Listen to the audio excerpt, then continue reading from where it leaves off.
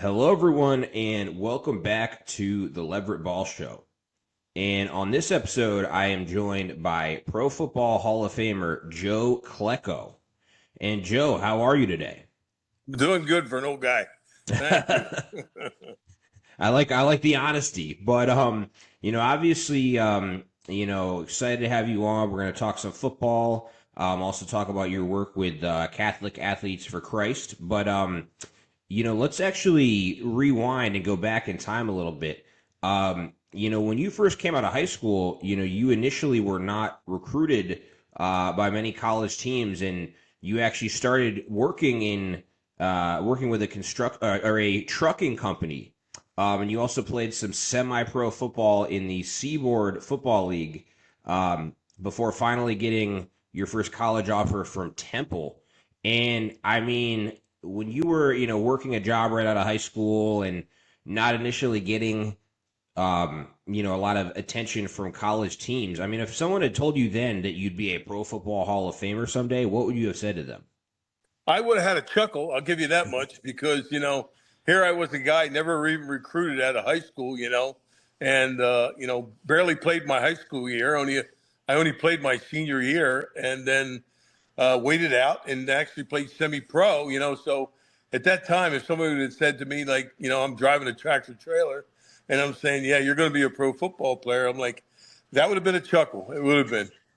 Well, and I heard that while you're playing semi-pro, you maintained your eligibility to play in college by using an alias. Now, is that just a long, a tale, or is that actually true? No, that's true. It was rather humorous because one of the guys who actually owned the team was heads up to say, like, Joe, listen, just in case, there is an eligibility program problem. And there really wasn't, because what it was if I ever got paid, then I wouldn't have been able to play. But I never got paid. But he said, you should still use an alias, and go ahead and play. So we picked a really good alias, Jim Jones from Poland University. So, it kind of stood out that it was an alias. Perfect, perfect. And yeah, I guess you can say you played at Poland University and Temple. You played everywhere. But obviously, your sixth round pick by the Jets in the NFL draft. But then, when you got to New York, I mean, you dominated, and you were part of a defensive line that was one of the best in NFL history. And in 1981, the Jets defensive line, they were called the New York Sack Exchange. They combined for 66 sacks that year, including 20 and a half by you. And I mean, what was it like, playing at such a high level alongside other guys who play at such a high level as well? I mean, did like half the quarterbacks in the NFL want to retire when you guys were playing? Well, I'll tell you this much. I believe that we did poke a little bit of fear into them. I remember there was a gentleman, I don't remember his name. His first name was Jim, and he was our linebacker coach that came from Cincinnati. And at that time, Cincinnati had a real good offensive line. It was Anthony Munoz and Dave Lapham, and I think Dave Remington was there. They were really good, big guys. And, you know, uh, we had given the ball up on a turnover, and it was on a short yardage side of the field. And the coach said, he goes, "Oh, my God." He goes, "What's going to happen?" And really smartly, I said, "Stay right here. I'll be right back." And we went on a field. And the first play, we stopped the run dead for like a yard or two, maybe. Second play was a passing down. I sacked Kenny Anderson. And then the third down was Mark Gastineau sacked Kenny Anderson. And it wound up being 4th and 15. So I came to the sideline and I said to them, "How was that?" So, yeah, they worried about us. Yeah, I mean, I'll bet. Were you, close friends with all those guys? Yeah. Oh, yeah, very much so. And Marty and I are like brothers, even till today, Marty. Matter of fact, I just received an award 2 weeks ago, and Marty was the one that introduced me at that banquet also. So me and him have been very close for a long time. That's awesome. That's awesome. And I guess maybe the chemistry you had with those guys translated into results on the field because like I said, you guys played at a historic rate, but also, you were a versatile guy because you began your career as a defensive end, then played D tackle, then nose tackle. You made the Pro Bowl at three different positions, which is unheard of in the NFL. How are you able to quickly adjust and get comfortable in new roles? Well, I think really the one that was an outstanding one was I'm not tall, so at the defensive end side, it was a little bit of rarity for a guy like me to play well out there. But at defensive tackle and nose tackle, I just used really the same rules of playing. I had very quick feet, my hands were real good, and I really, believe it or not, coming from a guy that played the game, that the the best one I enjoyed the most was nose tackle because of my strength and quickness. And my quickness when they would snap the ball, and it was right in front of me, so I was off like a cat, and they either have to double me. If they didn't, they'd have a problem. So I really enjoyed that more than any of them. Well, and obviously, you excelled at all the different positions that I mentioned, and obviously, towards the end of your career, the last season you played with the Jets, you were limited to 7 games due to an injury. Then you played your final season in the NFL with the Colts before retiring. I've talked to a lot of athletes who have talked about how humbling it is when they have to move on from the game. And for you, after the way you dominated the NFL, then dealing with some injuries at the end of your career and retiring. I mean, was that a challenge mentally? No, no, no. Reason, I left the Jets in a really bad situation because of the head coach, and that made a sour taste in my mouth. But I was going to move on because I didn't get along with the guy at all, Joe Walton. And when I moved to the Colts, though, I got along wrong with everybody there because we played them every year, also, and it was enjoyable. But when you leave a team and you leave your brotherhood, more or less, like the guys you grew up with and you came along with, when I was out there, my family wasn't with me because my kids had started school and we didn't want to keep pulling them in and out of school. So my wife would come on the weekend with the kids and visit and stuff, so that was not enjoyable either, so it was enough for me to retire at that time. Definitely. When that's great that you're able to spend more time with family after you retired, and you were involved in a number of different things off the field. And I want to at some point talk to you about your Hall of Fame induction in 2023. But before we get to that, when you transitioned out of the NFL, like I mentioned, you're able to spend more time with family, get involved in things off the field, and you're a member of Catholic Athletes for Christ, and you've spoken at a number of Catholic events, including the Catholic Men's Conference in New Jersey, and you've been vocal about topics such as manhood and faith. How big of an impact has your work with Catholic Athletes for Christ and your faith played in your life? Well, in my life, it's been fantastic because, you know, what was it now? I'm trying to remember the dates and times. When I first retired from football, I did a very bad thing in investing in restaurants, and we lost a lot, and I basically went bankrupt at that time. But it didn't matter. I get back, and I started in business, and I kept my nose in the grindstone, and really, I wound up doing better in business than I did in football, and that was only because of my faith. And I really believe that like I would get up early in the morning to go into the city and work and all, and I was 5 o'clock in the morning, and I'd always make sure I made mass at 7 o'clock, and there was a church right by the train station that I'd make mass 7 o'clock, and then they had confession at 7:30 right after mass, and in the Catholic world, going to confession is cleaning your soul and remaining in the state of grace. And I would have a meeting that day or a or a bid meeting or something, and I would have to be really, really on my game. And I would go to church, and then after I would go to confession because I couldn't go before. And I'd go to confession, and I'd go to my meeting wherever it was in the city, and I wouldn't talk to anybody. I wouldn't even say hi because I didn't want to remove myself from that state of grace. And I'll tell you, people can dispute it and yell about it all the time. Everything I did when I did it in honor, in God's word, I won. I did good, and it came to me, for many many years that this is the way to go. So I would say until like I retired in 93.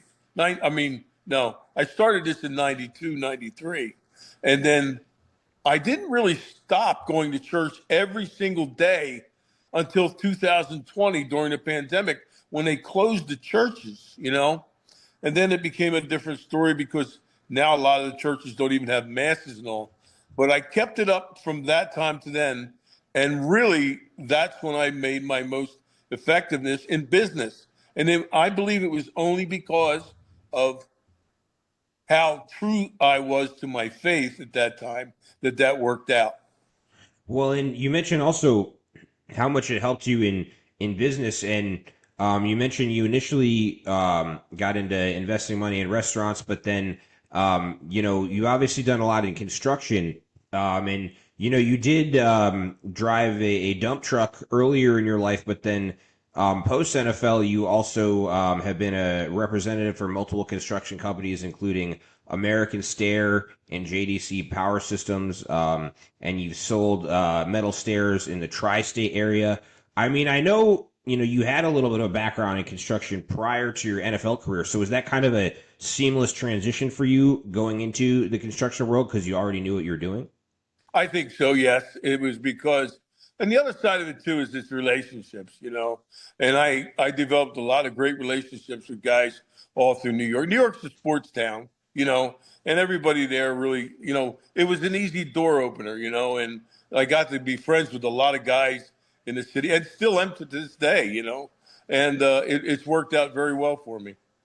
Definitely, definitely. And, obviously, you've been involved in a lot of positive things since retiring from the NFL. But in 2023, you were inducted into the Pro Football Hall of Fame. And, prior to your Hall of Fame induction, you already had quite a few impressive accolades. I mean, you'd been inducted into the Jets Ring of Honor. The Jets had retired your jersey. And you'd already built quite a great resume, but then in 2023, you were able to add Hall of Famer to your list of accomplishments. And, how great did that feel, after everything you had accomplished to, receive that accolade and go down as, one of the best players in the history of the game? Well, believe me, it didn't hit me in the very beginning. It was a joy. It was like a jolt. It was, and it was a joy when Joe Namath came and knocked on my door. It was really fantastic.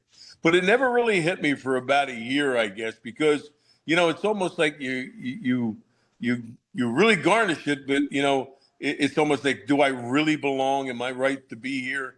Because it took so long for me to get there. But as the years went on, and to this day, here it is, 3 years later and so forth, and it's something that you accept and you're really gracious for it. But I in the very beginning, it was tentative taking it into under my wing. It was a good thing, but it was, do I really belong here? But then the guys make you feel better, and the people at the Hall of Fame really make you feel good. That's awesome. And yeah, I've seen the video of Joe Namath going and knocking on your door to let you know you made the Hall of Fame. It's funny, Joe Namath, he's the man. He was actually the first Hall of Famer I ever interviewed in my career, so I'm very grateful to him for that opportunity. But you guys are both Jets legends, and I mean, you started with the Jets right after his time with the Jets wrapped up, but are you guys close friends from, being, legendary Jets players? Do you guys keep in touch a lot?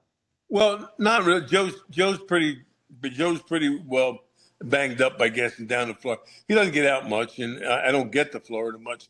But when we see each other at affairs and stuff like that, and the prior years, when Joe traveled a lot and I seen him, we did gather as alumnus and have a great relationship. But I don't see him that much anymore. Gotcha. And you guys kind of had opposite roles. His job was to play quarterback, your job was to pummel quarterback. So opposite ends of the spectrum as far as your role on the field. But obviously, I mentioned everything that you've been doing, and what are you most excited for in the near future?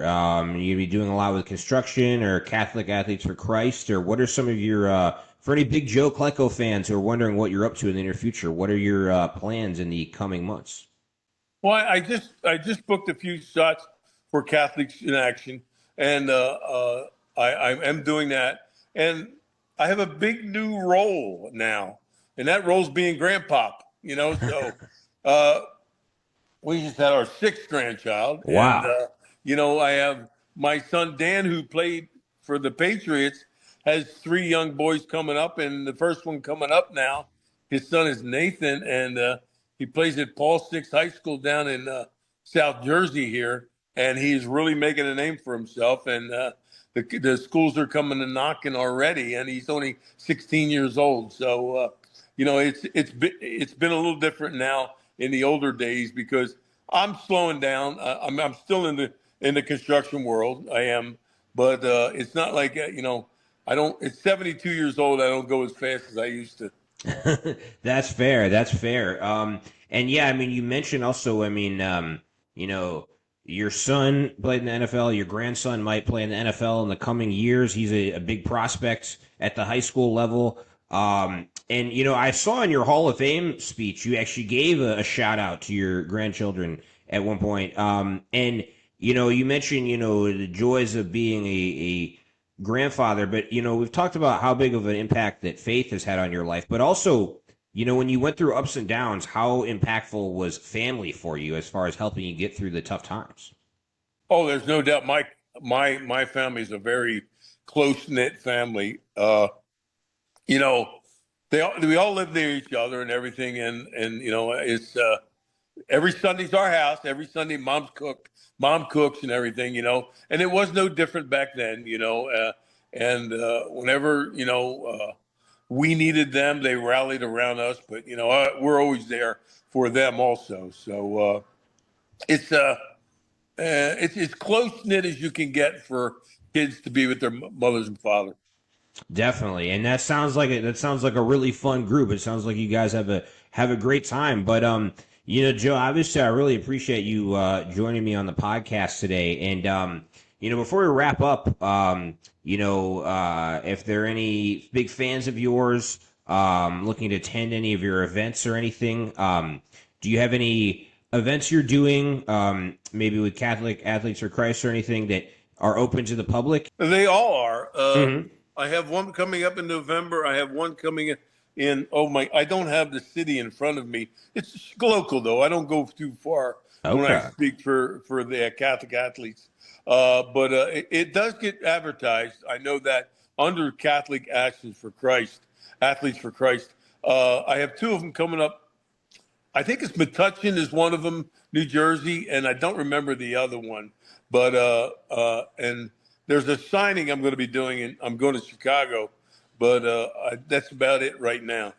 Gotcha. And those sound like great events, and everyone listening definitely check those out. But Joe, obviously, like I said, really appreciate you coming on the podcast, and best of luck with everything you're doing in the near future. Well, I appreciate it, and it will be. God will take care of that. Absolutely. So once again, everyone, that was Pro Football Hall of Famer Joe Klecko. You've been listening to the Leverett Ball Show.